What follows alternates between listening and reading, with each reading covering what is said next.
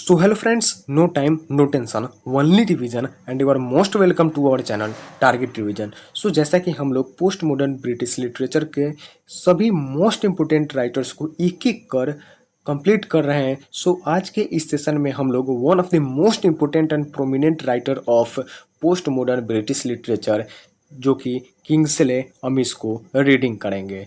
सो देर न करते हुए चलिए इसे स्टार्ट करते हैं। So first he was born in 1922 and he was died in 1995 and Sir Kingsley William Amis was the full name of Kingsley Amis. Sir Kingsley William Amis was an English novelist, poet, critic and teacher. It means English novelist और poet और critic it means आलोचक और शिक्षक भी रहे and he is the father of a British novelist Martin Amis. जैसा कि हम लोग पोस्ट मॉडर्न ब्रिटिश लिटरेचर के सेशन सेकेंड जिसमें हम लोग मार्टिन अमिस को इससे पहले वाले सेशन में कंप्लीट कर लिए हैं, जो कि आप चैनल के होम पेज से जाकर के प्लेलिस्ट में इसे देख सकते हैं। और वहाँ पे हम लोग मार्टिन अमिस को ब्रीफ एंड डिटेल में स्टडी किए हैं और वहाँ मैं आपको इनके नाम से भी अवगत कराया किंग्सले अमिस के बारे में। And next he was born in Clapham South London and the son of William Robert and Rosa Annie. इनका जो जन्म है वो कैल्फम साउथ लंदन में हुआ और ये किनके यह बेटे थे तो William Robert and Rosa any. It means इनके पेरेंट्स जो कि विलियम रॉबर्ट और रोजा एनी थी। कौन? तो किंग्सले अमिस के पेरेंट। और मार्टिन अमिस की अगर बात करें तो इनके जो फादर कौन है तो Kingsley Amis. And in 1941 at S T John's College Oxford he met Philip Larkin. और ये जो है 1941 में फिलिप लार्किन से भी इस कॉलेज में मिले। And while at Oxford in June 1941 Amis joined the Communist Party of Great Britain. और जब किंग्सले अमिस जब ऑक्सफोर्ड यूनिवर्सिटी में थे तब वे जून 1941 में ज्वाइन किए क्या तो Communist Party of Great Britain के कम्युनिस्ट पार्टी को। And he became the lecturer of English in the University of Wales Swansea from the time period 1942 to 1961। इतने टाइम पीरियड के लिए ये जो है लेक्चरर बने किसका तो इंग्लिश के लेक्चरर बने वे यूनिवर्सिटी ऑफ वेल्स स्वानसी में। And Amis first novel was Lucky Jim which won him Somerset Maugham award. And इसी नोबेल के लिए जो है किंग्सले अमिस जो है मोस्ट फेमस है, जो कि क्या है तो लकी जिम। और इसकी अगर पब्लिकेशन बोले तो when was Lucky gym published तो इट वाज पब्लिश्ड इन 1954। इसे ध्यान में रखिएगा, जो कि अभी आगे आएगा भी मोस्ट इंपोर्टेंट नॉवेल्स में। And next he was also associated with यंगरी young man movement. और ये जो है यंगरी यंग मैन मूवमेंट से भी एसोसिएटेड है, जिसे हमने पहले भी पढ़ा। कौन? तो जॉन ऑसबॉर्न और किंग्सले अमिस, जो कि मोस्ट प्रोमिनेंट टू राइटर्स जो कि यंगरी यंग मैन मूवमेंट से एसोसिएटेड है। और यहाँ से आप लोग हमें कमेंट बॉक्स में कमेंट कर बताइए, जो कि हमने सेशन जॉन ऑसबॉर्न में जो भी हमने पोस्ट मॉडर्न लिटरेचर में पढ़ा उस सेशन में हम लोग मिनिमम 7 जो है जो कि यंगरी यंग मैन मूवमेंट से जुड़े ऑथर्स का नाम पढ़े थे, जिसे आप लोग हमें मिनिमम जो है आप 5 ऑथर्स का नाम आप हमें कमेंट बॉक्स में कमेंट कर बताएं जो एसोसिएट है किनसे तो यंगरी यंग मैन मूवमेंट से। एंड नेक्स्ट चलते हैं। Lucky Jim was one of the first campus novel of England. ये जो है इंग्लैंड का जो कि फर्स्ट कैंपस नोवेल कौन था तो लकी जिम, जो कि किनके द्वारा लिखा गया तो किंग्सले अमिस के द्वारा। और इसका पब्लिकेशन कितना है तो 1954 है। And next in 1946 he married Hilary Bardwell but divorced her in 1965 and again married ward in 1965। And next Martin Amis wrote the memoir Experience about the life charm and decline of his father. Martin Amis जो कि एक memoir लिखे जिसका क्या नाम था experience, जिसके बारे में हमने Martin Amis second session of the post modern में भी स्टडी किया, बट हम यहाँ भी इसे बताते चलते हैं। जैसे मार्टिन अमिस ये जो अपना मेमोयर इट मीन्स संस्मरण ये जो वर्क लिखते हैं एक्सपीरियंस, इसमें अपने पिता के चार्म इट मीन्स आकर्षण या फिर बोल सकते हैं उत्थान एंड डिक्लाइन और पतन के मतलब इनके उत्थान से लेकर के पतन तक के बारे में, इनके जीवन के बारे में इसमें इस मेमोयर इट मीन्स इस संस्मरण में एक्सपीरियंस के माध्यम से सभी को बताए हैं। इसमें इनका जिक्र किए हैं ये अपने पिता के मतलब चार्म एंड डिक्लाइन के बारे में किस वर्क में तो इनके अपने मेमोयर एक्सपीरियंस में। एंड नेक्स्ट अमिस वाज नाइटेड इन 1990। और किंग्सले अमिस को जो है वह नाइटेड की उपाधि वह 1990 में मिली। And in August 1995 he fell and died in 1995। And अगस्त 1995 में ये जो है कहीं गिर जाते हैं कहीं से, और इनका जो डेथ हो जाता है गिरने की वजह से। कब? तो 1995 में। कहाँ? तो लंदन में।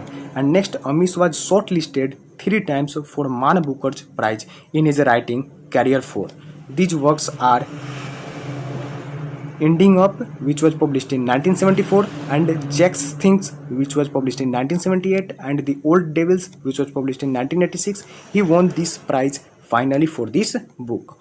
और इन्हें मान बुकर प्राइज से भी सम्मानित किया जाता है फाइनली। किस वर्क के लिए? तो द ओल्ड डेविल्स के लिए। कब? तो 1986 में, जिसका पब्लिकेशन है the Old Devils which was published in 1986। और इसी वर्क के लिए इन्हें जो है मान बुकर अवार्ड से भी सम्मानित किया जाता है। इसे आप लोग ध्यान में रखिएगा, मोस्ट इंपोर्टेंट है। द ओल्ड डेविल्स जिसका पब्लिकेशन कहता है तो 1986, और किन के द्वारा लिखा गया है? तो किंग्सले अमिश के द्वारा।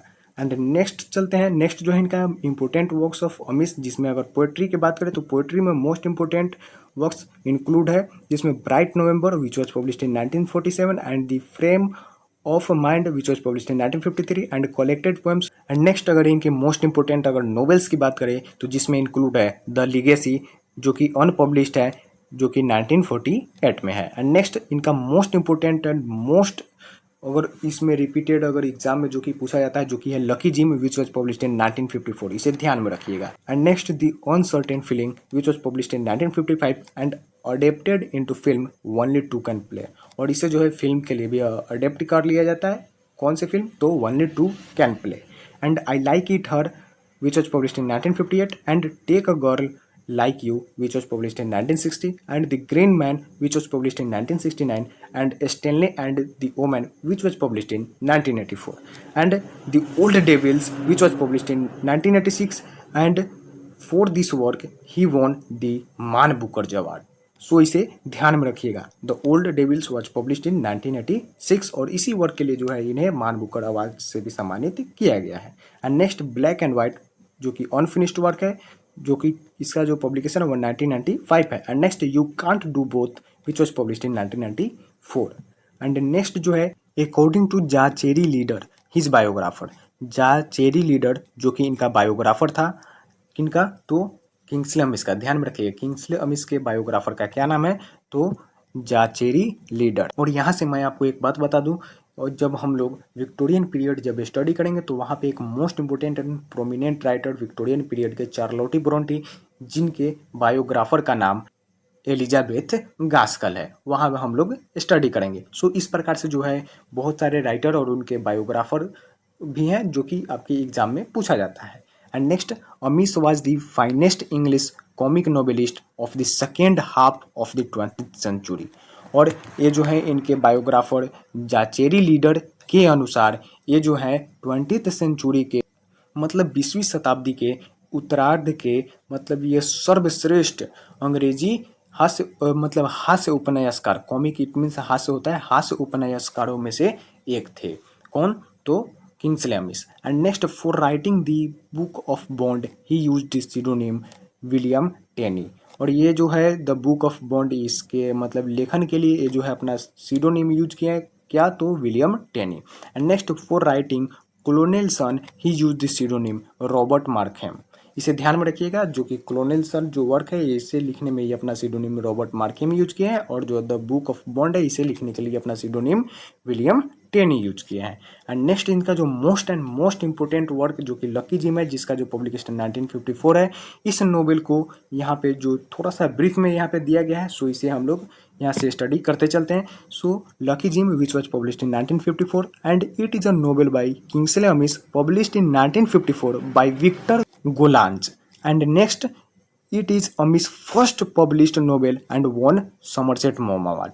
और इनका जो ये नोवेल है ये लकी जिम, जिसका पब्लिकेशन जो कि 1954 में है, और इसका जो पब्लिश्ड हुआ और ये विलियम समरसेट मॉम अवार्ड भी जीते। And next, it is set around 1950। Lucky Jim follows exploits of the eponymous James Jim Dixon, a reluctant medieval history lecturer at an unnamed provincial English university, and the preliminary pages quote an old song, "O Lucky Jim, how I envy him", जो कि इस प्रकार से यहाँ पे दिया हुआ है। And next, it is dedicated to Philip Larkin.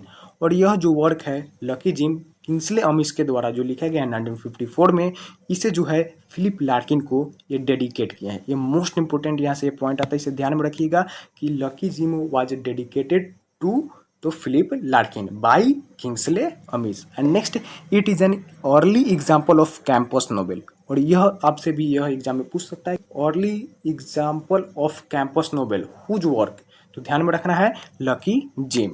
And next, it is a satire on academic life. और यह क्या है, तो एक सेटायर, इट मीन्स यह एक व्यंग है एकेडमिक लाइफ पर। And next, the protagonist Jim Dixon. और जो लकी जिम का जो प्रोटागनिस्ट है वो कौन है, तो जिम डिक्सन। इसे ध्यान में रखिएगा, who is trying his way out of the working class to become a lecturer in history at a provincial university. It means कहानी का जो यह जो मेन जो आपका प्रोटागनिस्ट है जिम डिक्सन है, जो कि एक वर्किंग क्लास, इट मीन्स यह श्रमिक वर्ग से बाहर निकलकर यह एक क्या बनता है, तो यह एक प्रोविंशियल, मतलब इट मीन्स प्रोविंशियल यूनिवर्सिटी में हिस्ट्री में यह एक लेक्चरर बनने का प्रयास कर रहा है। इस कहानी के थ्रू यही बताया गया है। एंड नेक्स्ट जो इनका मोस्ट इंपोर्टेंट जो कि इनका वर्क है, द ओल्ड डेविल्स, जिसके लिए इन्हें मान बुकर प्राइज से भी सम्मानित किया गया है। सो इसे चलिए रीडिंग करते हैं।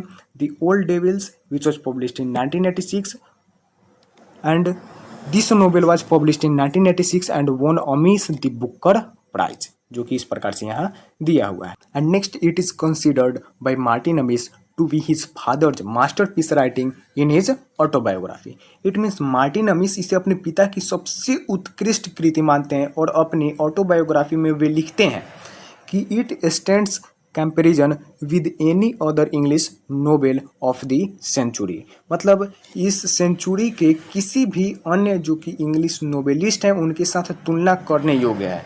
ये चीज़ क्या, तो मार्टिन अमिस अपने ऑटोबायोग्राफी में अपने पिता के बारे में लिखते हैं कि इनका जो कंपैरिजन है, इनका जो तुलना है, वह इस शताब्दी के किसी भी अन्य अंग्रेजी उपन्यास के साथ तुलना करने योग्य है। And next, Alun Weber, a writer of modest celebrity, returned to his native Wales with his wife Rhiannon, sometimes girlfriend of Weber's old acquaintance Peter Thomas. And Martin Amis, son of Kingsley Amis, considered his father the old devil to be the masterpiece.